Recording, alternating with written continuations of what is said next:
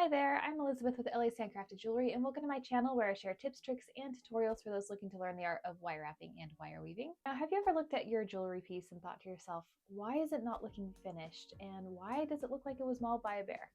If you have those thoughts, or have had any of those thoughts, you're not alone. Today we're talking about one of the biggest culprits to that less than perfect finish, which is scratches in your wire. By the end of this video, you'll learn how to remove the scratches, how to avoid making them in the first place, and what types of wire I recommend for beginners. So if you want that professional looking finish on your jewelry, just keep watching. And be sure to stay to the end of the video where I share a resource that I've created just for you.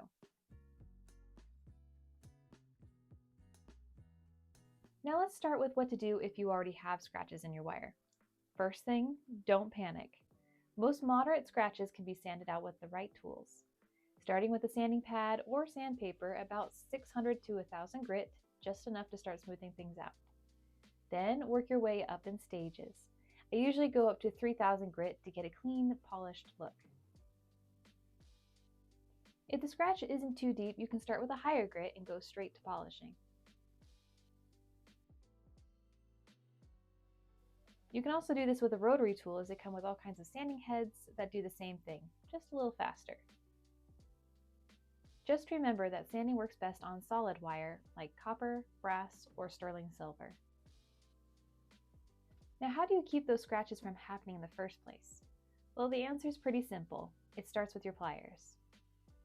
Those things in your pliers called teeth, well, they're really helpful for gripping, looping, and curling, but they can also leave marks on your wire, especially if you're new to handling them and still getting used to applying the right amount of pressure. So here is what I recommend. You can dip your pliers in a rubber coating called Tool Magic or something like it. I don't have any on hand, but here's an example of a coating that you can purchase on Amazon. You simply dunk your plier teeth into it and then let it sit until it is set, and then you can use your pliers. Now, if you don't have a rubber coating like me, wrap the jaws with painter's tape. Just take a piece of tape and wrap it around the teeth of the pliers. This will help to soften them and prevent scratches. Just be sure to use painter's tape, as it will leave less of the goo on your pliers when you remove it. And if you want to be really extra gentle, invest in a pair of nylon jaw pliers. They're perfect for beginners just starting out for more delicate work, or for working with coated and plated wires, which is where we're off to next. You can even find pliers where you can replace the nylon jaw tip if they ever start to wear out. Now let's talk about the different types of wire this works on and which ones it absolutely doesn't. If you're using coated or plated wire, be careful. The outer layer is extremely thin, sometimes just 1% of the total wire thickness.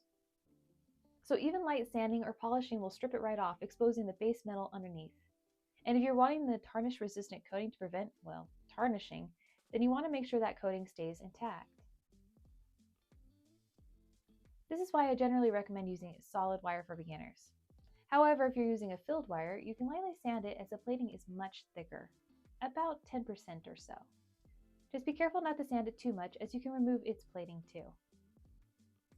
A downside to filled wires, like silver filled wire, is that they're becoming more difficult to find, so I would recommend sticking to solid wires if you can, other than gold.